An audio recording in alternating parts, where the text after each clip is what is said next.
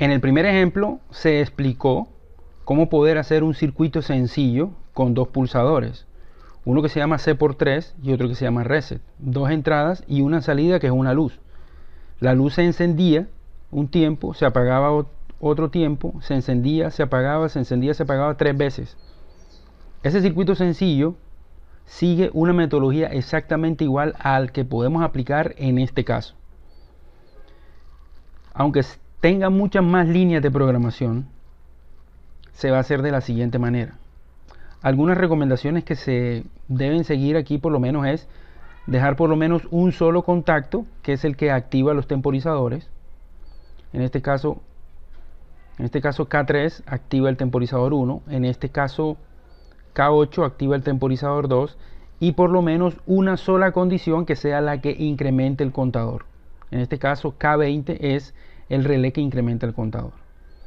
Entonces aquí podemos ver un diagrama eléctrico para el control de un circuito electroneumático un tanto más complejo que el anterior.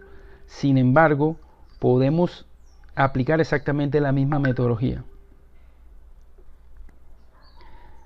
Siguiendo exactamente los mismos pasos que en el caso anterior, podemos observar que tenemos que declarar las variables en el espacio antes del void setup. A este espacio le vamos a llamar estudio previo. En el estudio previo, que incluye la parte antes del void setup y el void setup, vamos a declarar las variables. En este caso, las variables que tiene este circuito son todos los relevos del K1 hasta el K14, incluyendo el K20, y además necesito otros relevos que son el K fin ciclo, el KCC y el KC por 3. Todos ellos son relevos. Todos ellos son relevos. Inicialmente todos están en estado lógico 0. Posteriormente se declaran las variables de las entradas y de las salidas. Las entradas que vamos a utilizar aquí son los pulsadores de ciclo único, ciclo continuo, ciclo por 3, pieza, los finales de carrera A0, A1, B0, B1, el pulsador de paro de emergencia, el botón de paro de emergencia y el pulsador de reset. Además vamos a utilizar 3 salidas. Las salidas para Y1, Y2 y Y3, que son las bobinas, se van a utilizar en las salidas de los pines 2, 3 y 4.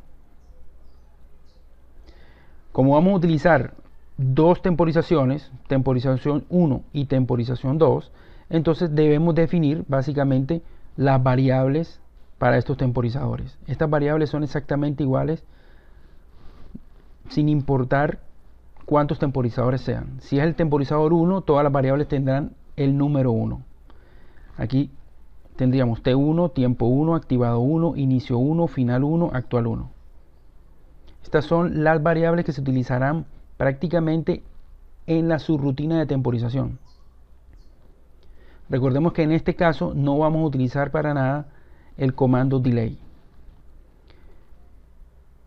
También contamos con un contador. Aquí aparece un contador 1. Aquí están las variables asociadas de este contador. ¿Sí? Contador 1 igual a 0 es la variable que se va incrementando cada vez que se presenta un ciclo. El precele del contador, en este caso 3, es el número de ciclos máximos que podemos hacer en el diagrama.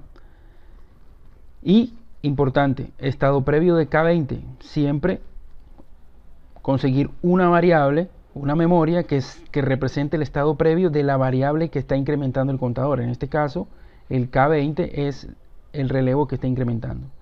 Y cont1 es una memoria que va a cambiar de estado cuando se cumplan los 3 ciclos. Es decir, cuando contador 1 sea mayor o igual que el precele del contador. Ella va a pasar de 0 a estado lógico 1. Hasta ahí la definición de variables. Seguimos con el void setup y todavía estamos en el tratamiento previo. Aquí se define lo que tiene que ver con el monitor serial para poder visualizar alguna información que queramos obtener del circuito, y definimos cuáles son los pines de entrada. Los pines de entrada van a ser del 6 al 13, incluso el A2, el A3 van a ser entradas. Los pines de salida van a ser el 2, 3 y el 4. Para finalizar con el void setup, se declaran las salidas Y1, Y2 y Y3 en estado lógico 0. Aquí termina el void setup y comienza el tratamiento secuencial. El tratamiento secuencial incluye básicamente todo lo que está en el void loop, ¿sí? Entonces en el void loop lo primero que vamos a hacer es leer los pines digitales y asignárselos a una variable. Sabemos que el pin 6 va a ser el ciclo único. El estado del pin 6 se lo vamos a cargar a la variable ciclo único, y así para todas las demás entradas, como está definido en el diagrama de conexión de entradas y salidas que se mostró previamente. Ahora lo que viene aquí es la definición de cada una de las ecuaciones, lógicas que corresponden a las diferentes líneas eléctricas del circuito. En este caso, la primera línea que activa K1, aquí podremos ver su equivalente, y lo puedo leer aquí de alguna forma. Si C1 o CC o C por 3 o T2 y y pieza y A0 y B0 y PE, o formando una O con K1, y todo aquello formando una I con un negado de K5, negado de K12, negado de K14, negado de con 1, activa K1. K1 igual a 1. Si no se cumple la condición lógica o eléctrica que está determinada por esta ecuación, K1 va a ser igual a 0. Entonces aquí vamos a utilizar simplemente la estructura de programación if-else. Si se cumple esta condición de arriba, vamos a activar a K1. Si no, K1 va a estar desactivado. Digamos que esa es la línea de programación más compleja, y es donde he encontrado que los demás software difícilmente permiten hacer esta estructura de programación. O sea, los contactos de esos editores de contactos no me permiten hacer, digamos, esta derivación del K1 formando un contacto en paralelo con todos estos elementos. Esa fue una de las motivaciones que tuve para poder crear mi propio método. Entonces, proseguimos. Aquí básicamente ya lo que viene es definir cada una de las líneas de programación. Entonces aquí podríamos ver la línea de programación del K2, que corresponde a este que está aquí, y dice: si K1 y A1 o K2 y negado de K4 y negado de K10, K2 igual a 1, si no K2 igual a 0. Seguimos con la otra línea, la línea del K3, y dice: si K2 y B1 o K3 y negado de K4, negado de K10, negado de K14, activa K3. Aquí lo mismo que en los otros temporizadores. Miramos esta línea del temporizador y decimos: si K3 active TEM1, active la subrutina ActiveTemp1, ejecute ActiveTemp1. Si no, es decir, si K3 está abierto, entonces lo que está ejecutando es la subrutina desActiveTemp1. Recuerden que después de que se activa la subrutina ActiveTemp1, al cabo de cierto tiempo va a haber una variable que se llama T1 que va a pasar de 0 a 1. Y así sucesivamente con todas las demás líneas de programación. ¿Sí? Por muy complejas que sean, se pueden pasar a este formato. Aquí podríamos mirar la línea de programación que corresponde a esta estructura. Aquí podremos decir: si Kfin o K8 y en una I el negado de K9 y formando una I con esta estructura de no, KCC o KC por 3, entonces K8 igual a 1, si no K8 igual a 0. Al igual que en el caso anterior, podemos observar cómo es la estructura de programación para el contador. Entonces en el contador sucede algo. Primero la parte de incremento del contador. Aquí podemos decir, si K20 es diferente de estado previo de K20, entonces incremente el contador y haga que estado previo de K20 sea igual a K20. En este caso, ya con esta estructura que está aquí, se garantiza que el contador solamente se puede incrementar una sola vez cada vez que se activa la variable K20. Segundo, pasamos a una etapa de comparación. Y decimos que si la variable del contador 1, que es la que lleva el número de eventos, es mayor o igual que el preselect del contador, que en este caso es 3, cuando eso suceda, la variable con 1, que es una memoria, va a pasar a estado lógico 1. Si no, esa variable, esa memoria va a estar en estado lógico 0. Y la tercera parte es cuando se aplica la función de reset. Entonces, reset, ¿qué hace? Reset hace varias cosas. Lleva la palabra contador 1 al valor 0, que estaba en 3, la lleva a 0, y la memoria con 1, que estaba en 1, la lleva a estado lógico 0.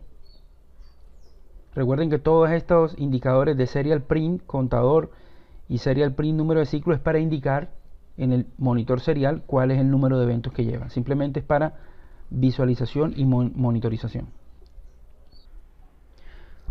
Podríamos dar una mirada a la línea de programación eléctrica que está aquí, al KCC. Miremos lo siguiente. En la entrada del Arduino, el ciclo continuo está abierto y aquí está abierto. 0 y 0 son iguales, aquí no se niega, está normal, por lo menos aquí. Sin embargo, en el Arduino el ciclo único es un pulsador normalmente abierto y aquí está normalmente cerrado. Aquí necesito un 1 y en el Arduino tengo conectado un 0. Aquí lo tengo que negar. Es por eso que aquí aparece el negado de CU. Aquí tengo PE, paro de emergencia, está cerrado, hay un 1. También lo tengo conectado un 1 en el Arduino. Entonces, en este caso es normal, no se niega. Sin embargo, miremos otras situaciones. Miremos por lo menos el caso de B0. En este caso, en esta línea de programación, en B0 yo necesito un 0, pero tengo conectado un 1 en el Arduino. Entonces, en este punto tengo que negarlo. Arriba del relé K10, en el relé K10, el B0 tiene que ser negado. A eso se debe el negado de ese contacto. Lo mismo sucede con este A0 que está aquí. Necesito un 0 en A0 y necesito un 0 en A0 en estas dos líneas, en el K12 y en el K14. Entonces, en el K12 y en el K14 tengo que negar el A0. Aquí está el negado de A0 y aquí también está el negado de A0. Por eso es importante definir cuáles son los contactos que se van a utilizar a la hora de la programación. Saber cuáles se niegan y cuáles quedan normales. Ya para terminar, lo que tiene que ver con el void loop, aquí simplemente termina con el tratamiento posterior, es decir, definir qué es lo que hace cada uno de los relevos, cuáles son las acciones. Entonces aquí simplemente dice esta línea de programación y dice si K6 o K1 activa Y1, si no Y1 igual a 0, si K2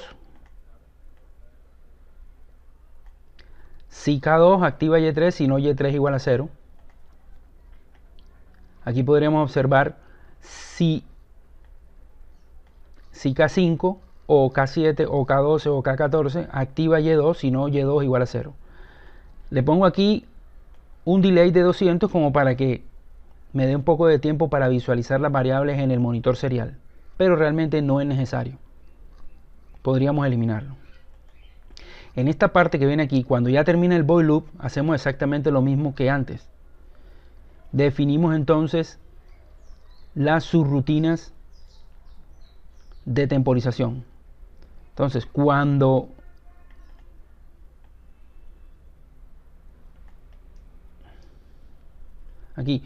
se active K3 ejecuta la subrutina ActiveTemp1. Entonces aquí comienza la comparación de los valores de los milisegundos que van transcurridos con la tarjeta. Se define una variable final, luego se compara final con actual, y cuando ese periodo de tiempo haya sucedido, haya transcurrido, pues entonces al cabo de ese tiempo se terminará activando una variable que se llama T1. T1 puede considerarse un relevo, una memoria, una bandera que después de cierto tiempo pasa a estar en estado lógico 1. Mientras tanto va a estar en estado lógico 0. Si K3 no está activo, entonces todas las variables asignadas al temporizador 1 van a estar en estado lógico 0. Lo mismo va a suceder con la subrutina del temporizador 2. Son exactamente iguales y son prácticamente reutilizables. Simplemente es cuestión de cambiarles el número de identificación de la temporización. En este caso, la variable que ejecuta el temporizador 2 va a ser K8. Si K8, entonces ejecuta la subrutina ActiveTemp2 y después de 2 segundos, como está aquí, de 2 segundos que esté activado K8, entonces se puede dar la temporización. De esta manera podemos temporizar utilizando el comando milis y no utilizando el comando delay, porque el delay prácticamente le hace una pausa a todo el procesamiento lógico que tiene el dispositivo. Mientras que con esta comparación podemos estar recibiendo entradas y salidas y procesando en forma simultánea. Bueno, básicamente esto es lo que corresponde a la implementación de la metodología, y ahora voy a explicarles más adelante exactamente cómo funciona la aplicación.